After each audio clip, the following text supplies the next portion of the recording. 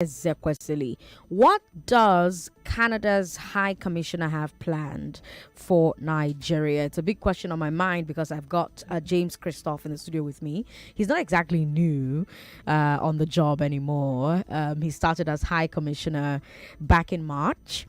But he's here in the studio with us to say hello to Lagos, let you know that the government of Canada is in Nigeria, doing great stuff in Nigeria, with Nigerians, for Nigerians. Mr. High Commissioner, good afternoon and welcome to Hard Facts.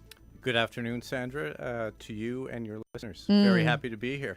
Also in the studio with me are Ibijoke from Elect Her. Ibijoke, good to have you on the show. Long time no see. Thank you so much. The last time I saw Ibijoke was 2020 when she was a partner and a speaker at GlassCon, the very first GlassCon, the Glass Ceiling Convention, where we bring together women who have real life experience with different sectors, and they talk to you about their experiences. And we were focusing on women in politics at the time, and Elect Her and Ibijoke supported that event that myself and Nigerian folk put together. So it's great to see you. It's great to have you in my studio. And of course, Ayodeji from Stand to End Rape is here. She is no stranger to Hard Facts. She's always here, or someone from her team is always here. Ayo, hi. Hi. Good to have you on the show. Thank you for having me. Okay, now before I come back to you ladies, let me come to Christoph. First of all, congratulations on the appointment. Thank you. This is not your first tour in Nigeria. You were Deputy High Commissioner in 2017 all the way until 2018. And, you've been away for a bit. What have you been up to since then? Well, yes, you're right. I was here very happily ensconced as Deputy High Commissioner in Lagos. Really enjoyed my time.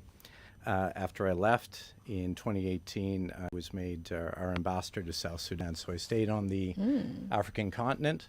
And then my tour duty took me back to Ottawa, where I was executive director for Southeast Asia. But my heart really is in Africa, to be honest. I've spent a fair amount of my career here. Okay. And when the opportunity came up for the High Commissioner's position in Abuja, I advocated for it strongly because I'm a big believer in Nigeria. Okay. Let's just say my time here opened my eyes to Nigeria, the very deep and rich culture, and of course the tremendous talent that resides in this country. And so, I embraced the opportunity and I ran towards it. And now I find myself as our High Commissioner in Abuja. And you're right, I arrived in March, but I only officially presented my credentials a little over a month ago. Okay. So now I am official, and it's allowed any number of doors to open in terms of official engagement. So you're what we'll call tier rubber. Yes, there you go. But it's good to be back in Lagos. Okay. I'm here for a couple of days of meetings. I have a lot of, long-standing friends and contacts. And so in addition to the meetings that I'm having, of course, I'll try and connect with people I haven't seen in years. So. Okay. So diplomatically, what would you say are Canada's key goals with your relationship with Nigeria? What would you say they are? Right. So for Canada, let's just talk about the relationship for a moment. We have a long-standing bilateral relationship with Nigeria, a very good one. What's changed over the last few years? The people-to-people ties are really expanding and cementing. As you may know, we have a growing diaspora in Canada, very successful, contributing greatly to our country in any number of ways, economically, culturally. And so what that provides, of course, is a foundation that serves both countries quite well. Right. We have a lot of Nigerians or Nigerian Canadians with a foot in each country. Right. And so through that, we feel now is a great opportunity to take what's already a very good relationship and begin capitalizing on this solid foundation of people-to-people ties. Right. So that's there for us to work on. Other things we're doing here in Nigeria, we have a quite robust development assistance program. I'll speak about that in a minute. But as I explain some of the areas we're focused in, what's important, I think, for your listeners maybe to understand, we have a very strong focus on gender equality and women and young girls. It's a focus that runs up and down through our foreign policy, and in particular our international assistance policy. And by that, what we're doing in Nigeria is looking to improve the lives of women and girls in any number of areas related to health, economic empowerment, helping to support women and having a political voice. That's a very strong focus of ours. On the commercial side, of course, we have Nigeria is our largest trading partner. Oh, yeah? Yes, and so we have a number of sectors that we're quite active in. I think there's a lot more we can do. Tell me about those sectors that you're active in. So for us, we tend to focus in areas related to education. Okay. Let me just pause on that for a sec. We have over 12,000 Nigerian students in Canada now. So it's a rich source of young academic talent who come to Canada, return to Nigeria. And this goes back to those people-to-people ties I was speaking about. Clean tech, of course. We know that there is an energy deficit in Nigeria. I think we're all aware of that. It's an area where we feel we can bring some potential commercial opportunities and solutions to an existing problem that we know needs focus. Mining, of course. Canada's very strong in this sector. Some of the world's biggest and most successful mining companies are Canadian.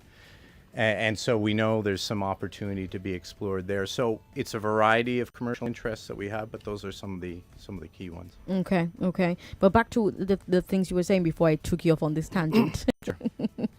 You were talking about some other interests that you have here, the people that you work with, you know. So it was going to take me to my next question about the Nigerian people, right? What are some of the areas of mutual benefits that you see that the High Commission is trying to promote? So you've talked about the women empowerment, very feminist approach. Are these things on the cultural side? Are they research? Are they commerce? Talk to us about that. Sure. Let's talk about the cultural side for a second. Okay. So yeah, going back to one of the things I had noted in my opening comments about Nigeria being infectious, one of the reasons it was for me was the rich cultural heritage that's here. Some of it embodied very much here in Lagos in terms of Nollywood and Afrobeats, of course. So, you know, just here's a good example. We're taking a fairly sizable delegation of Nigerian artistic talent to the Toronto Film Festival. I believe many of them are departing this evening.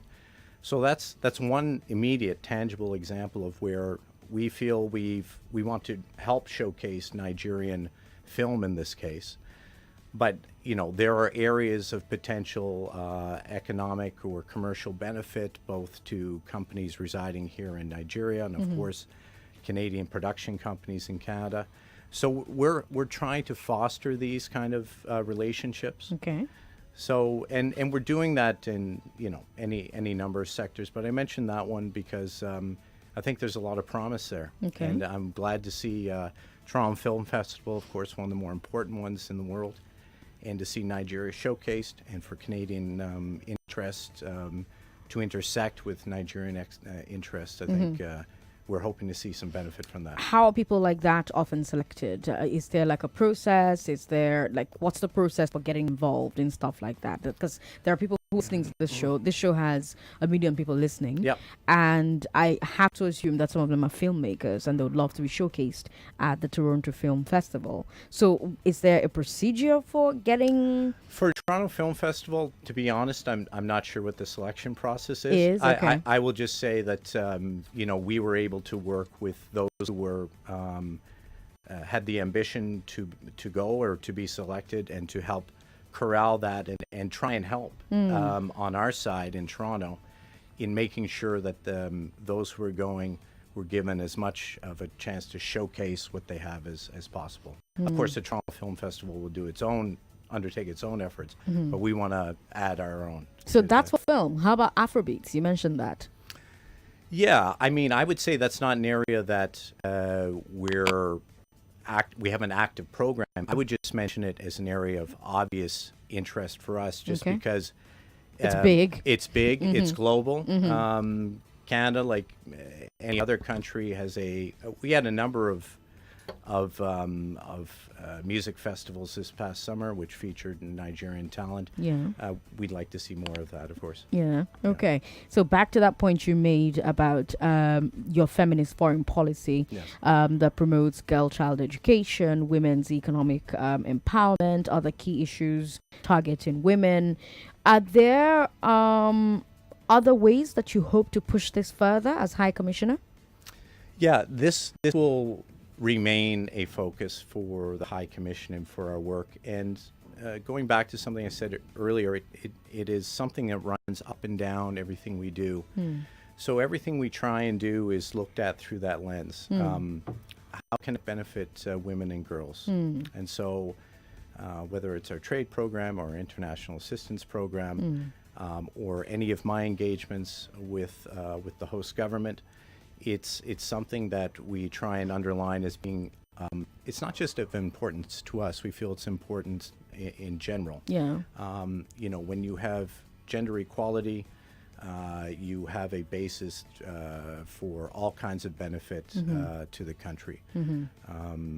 So we believe that, and so we're strongly supporting it, not just through words, of course, but through our programs. Through your programs, and that's why you've got the founder and CEO of Elect Her in the studio with me, Ibijoke Fakorode. You also have in the studio the executive director of Stand to End Rape, Stare Oluwaseun Ayodeji Oshobi. Ladies, let me come to you for a bit. I've been talking to him for too long, so let's let's mix it up, shall we?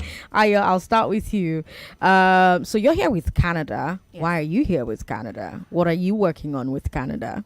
Yeah, so of course, Nigeria is part of the Commonwealth, so I have to be with Canada.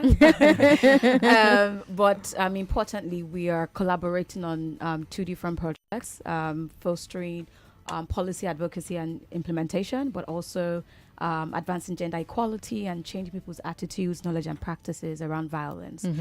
So one of the things we're doing is we're working in Kebbi State, working with stakeholders, non-state and state actors, helping them understand the components of the VAP laws, the gaps in the VAP laws, and how to sort of expand on the scope of the VAP law currently. Have they domesticated it? Yes, it was assented into law this year. So the next phase for us, aside the advocacy part, is also the enforcement. How can we get our Ministry of Justice, Women Affairs, Health, Police Command, and these amazing ministries that we have to actually use these laws to protect the residents in Kebbi State. So we actually have that collaboration ongoing. Then the second is we are building a web-based platform where young adolescents and young people in general can get factual information about gender equality, positive masculinity, consent and what things does like that mean, positive masculinity?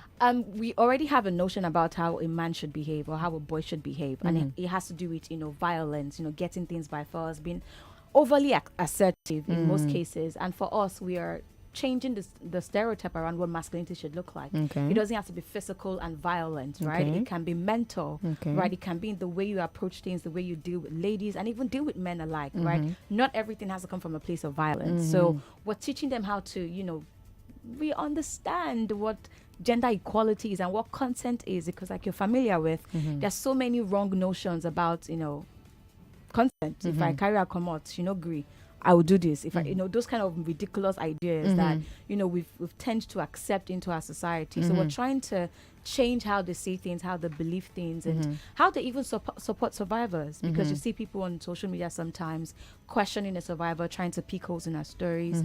We're trying to help them see how violence, can really distorts the memories of a survivor and also have mental health impacts and other impacts that they may not be aware of. So basically just helping people know better and act better. So you've been in the trenches for quite a bit. How's that going? I'm sorry, I'm not familiar with this. You've been in the field. You've been in battlefields. You've been fighting for a while. You think attitudes have changed? Has the needle moved? Yes, I would say we made good and progress because the time we started, it was for you to find it. But now we're finding more convictions. Exactly. We're finding more survivors come forward on social media. We're getting more convictions. We're even getting policies. Right? The VAP Act was signed into law by the then president Goodluck Jonathan in 2015, but now we have over 25 states that have adopted it, as a law in their state. So I think we've made considerable progress. We're seeing, boys learning and unlearning and relearning. We're seeing community leaders and traditional leaders and religious leaders taking accountability for their words and actions in terms of trying to intervene in cases like this. Most of them are stepping back. Some are still, stepping in, but we're trying to engage more and them. More. Yeah, we're trying to engage them to just let the court of law take its course and just really speak to preventing violence as against telling survivors to manage or be quiet or don't break your home. It's going to be a shame. Those kind of things are ridiculous. How is Canada helping with this? So we are partners in the project and they are funding it actually through the CFLI project. Okay. Yeah. Okay. Yeah. I'm going to talk a bit more about that project. I'll come back to you for that question, Christophe. But let me come to you, Bijoke, for a bit. Elections are around the corner. It's your season, girl. It's my season, absolutely. How is Electa currently working to support women in the process? Is there a role for the High Commission in that? Absolutely. We just recently partnered with the High Commission. We are also a recipient of the CFLI grant that Ayodiji was speaking about. And for that, we're actually focusing on violence against women in elections. So focusing on how we can actually help to demystify issues around violence, support women. There's going to be a lot of stakeholder engagement. So just trying to map and engage the stakeholders for some security agencies, from government parastatals to CSOs, developing partners, to bring people to the table together to understand the opportunity cost of violence against women in elections and how that continues to undermine our democracy, but also its socioeconomic impact as well to us as a nation as well. And of course, we're going to be working on a technical report because one of the things I've learned on my journey, and it's a very young journey. We're going to be 3 in December, but I'm obviously very grateful for the journey because we actually came, when it was quite intense. But with the technical report, the goal is then to be able to present evidence for the work that we do. There's that absence of data. There's a lot of recycling of old data. And the truth is that you can't really influence policymakers without showing them the facts, the data, the figures. Even the average person needs to connect to something. What's the opportunity cost? What is it from the field? What's the impact? What can we see? So providing that case through the technical report will be so instrumental. And the goal is to start following the journey of women from, the campaign season will start from September 28th. Yeah. And so as you can imagine, violence is usually weaponized against women. Yeah. And the goal is, to document as much as possible to ensure that we can eliminate the culture of shame. For the political aspirants, for example, I knew tons of women that we supported. And most of them, just traveled out after they lost the elections. Most of them are just going through some form of mental breakdown or the other. Some of them, who were attacked. So it's just really interesting and important work. I want to stay on that for a bit. So the last time that you and I spoke, you were working on creating a funnel for women who wanted to run for office. Yes. I remember you even had like a fundraising thing to raise funds so that those women can build a sort of structure for themselves and have them participate in the politics. How did that go? Because you're saying that some of the women you supported ran, they didn't succeed and they left the country. But let's talk about the process. That succeeded? That worked? Absolutely. The pipeline worked? So I would say, it's still work in progress. The electoral season is just kicking off and you have different phases. So you've got the phase when you've got the aspirants, and so what we did at that initial stage was just to soft support from visibility to supporting with services, because you also have the laws and you can direct funding. Also, you just support with services that are required. Some of them supported them with like cost for security and a couple of things that I thought was partnering to them, helping them to just like flesh out manifestos. Last year we actually launched the inaugural edition of our Electa Future Lawmakers program. And from that program, we had 35 women inaugurated, and about 50% of them ran for office. And I think we have 5 of them as ticket holders right now. So even as an organization, there's that adaptability and agile approach. We're learning, we listen to what the sector is saying and what the market is saying. We're listening to what the political climate is saying, because you also need to be realistic as well. What is the market saying? So what is the political climate saying? So I'll tell you 2 things, right? You need a lot of money to run. That's number 1. Yes. Women are not as women don't have money. Contrary I'm to trying to popular be, I'm opinions. trying to be diplomatic here. But when you talk about it, so I'm very careful not to even use money. I use resources. Okay. And I think that's one thing I tell women in our network, that you must be able to map out both financial, human, social, technology capital, and then harness them to work for you. That's right. And that's, that's what we're trying to do through our Agenda 35 campaign. So Right. for example, we're going to be unveiling a couple of women we're going to be supporting at the end of this month. Right. And the goal is really to build an ecosystem from visibility to technical support to social support, to also then we have some special events coming on that we're going to use to fundraise for them. The goal is we have commitment as an organization, but we can't control who's going to give you, right? But then is how do we start creating alternatives to be able to raise resources for women? And that's where we are right now. So we're really excited about the journey. So back to what we're doing with the Canadian again.